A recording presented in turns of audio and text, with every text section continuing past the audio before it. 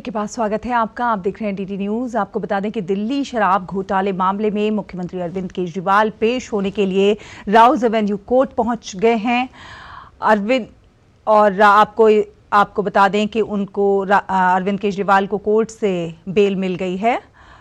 तो दिल्ली शराब घोटाला मामला है। बार बार समन जारी होने के बाद भी वो पेश नहीं हो रहे थे। प्रवर्तन निदेशालय ने केजरीवाल के विरुद्ध कोर्ट में 2 शिकायतें दर्ज की थी। नीरज सिंह हमारे संवाददाता ज्यादा जानकारी के साथ हमारे साथ जुड़ गए हैं। नीरज, खबर मिल रही है कि अरविंद केजरीवाल को बेल मिल गई है। देखिए बिल्कुल, क्योंकि अभी थोड़ी देर पहले ही अरविंद केजरीवाल 10 बजे राउज एवेन्यू कोर्ट में पहुंचे और वहां पर उनके वकील पहले से ही मौजूद थे। और जैसे ही बहस शुरू हुई, अरविंद केजरीवाल के वकील ने कहा कि अरविंद केजरीवाल को जब कोर्ट ने पेश होने के लिए बुलाया तो वो कोर्ट के सामने पेश हो गए, लिहाजा उनको जमानत दे दी जाए। और जब भी जांच एजेंसी अगर उनसे कुछ पूछताछ करने के लिए बोलेगी तो वो जांच एजेंसी को सहयोग करने के लिए तैयार है। अदालत ने जो अरविंद केजरीवाल के वकील हैं उनकी दलील को स्वीकार किया है और अरविंद केजरीवाल को जमानत दे दी है 1 लाख की सिक्योरिटी और 15,000 के बॉन्ड के ऊपर। लेकिन इसके साथ ही हम ये भी बता दें कि इसका मतलब ये नहीं है कि अरविंद केजरीवाल को जमानत मिल गई है तो ईडी उनके खिलाफ सम्मन जारी नहीं कर सकता। ईडी उनके खिलाफ सम्मन भी जारी कर सकता है और ईडी उनको पूछताछ के लिए बुला भी सकता है, क्योंकि कोर्ट के सामने अरविंद केजरीवाल ने ये कहा है कि वो जांच एजेंसी के साथ सहयोग करने के लिए तैयार है। हम ये कह सकते हैं कि फौरी तौर पर जरूर अरविंद केजरीवाल को थोड़ी सी राहत मिली है, लेकिन ऐसा नहीं है कि जो जांच है वो उस जांच का सामना उनको नहीं करना पड़ेगा।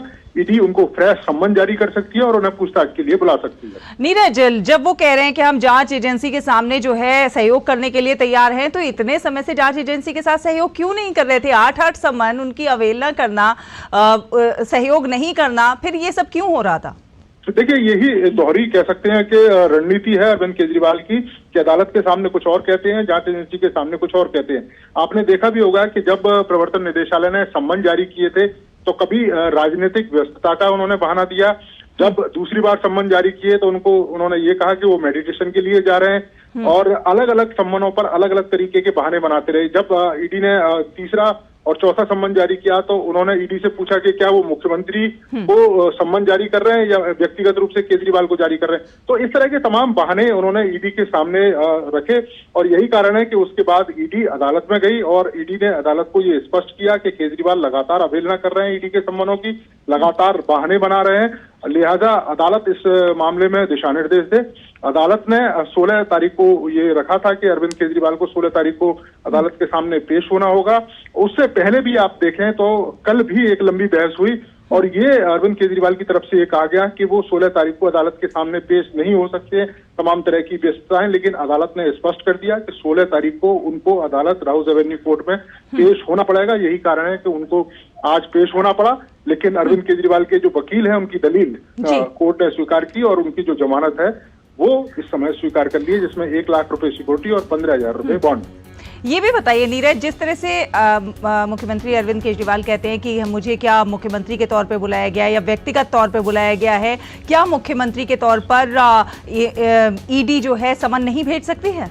देखिए, बिल्कुल भेज सकती है ईडी, मुख्यमंत्री के तौर पर भी सम्मन भेज सकती है और आम आदमी पार्टी के प्रमुख होने के नाते तब भी सम्मन भेज सकती है। क्योंकि आप देखें कि जो साउथ लॉबी का जो पैसा है वो आम आदमी पार्टी ने इस्तेमाल किया था चुनावों में, ये बात स्पष्ट निकलकर सामने आई। तो अगर ईडी सम्मन करती है और दिल्ली की शराब नीति जब बनाई गई थी तो बिना मुख्यमंत्री की सहमति के, बिना मुख्यमंत्री के साथ विमर्श किए ये संभव नहीं था। ईडी की जांच में ये भी बातें निकलकर सामने आई थी कि किस तरीके से के कविता और जो उनके दूसरे सहयोगी थे उनसे अरविंद केजरीवाल ने बात करी थी। और इसके साथ साथ ही अगर आप देखें तो मनीष सिसोदिया, जिन्होंने 12 से 13 फोन उस ड्यूरेशन में बदले और उन फोनों को डिस्ट्रॉय किया, तो कहीं ना कहीं ये एक मंशा थी और बिना मुख्यमंत्री के शराब नीति लागू होना ये संभव ही नहीं था। और ये भी बात निकलकर सामने आई थी कि मुख्यमंत्री के यहाँ पर बैठक हुई थी और वहीं पर ये शराब नीति को लेकर डिस्कस हुआ था कि किस तरीके से जो प्राइवेट प्लेयर्स हैं उनको दिल्ली की शराब नीति में बड़ी हिस्सेदारी देनी है और जो सरकारी हिस्सेदारी है उसको हटा लेना है। तो ये तमाम बातें अरविंद केजरीवाल की नॉलेज में थी, उनकी सहमति से थी।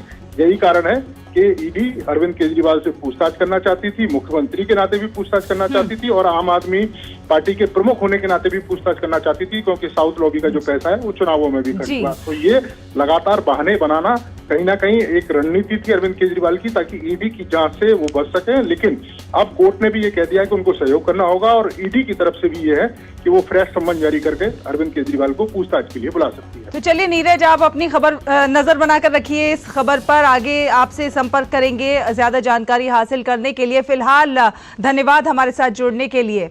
बुलेटिन में फिलहाल वक्त एक छोटे से ब्रेक का है, जल्द हाजिर होंगे, देखते रहिए DT।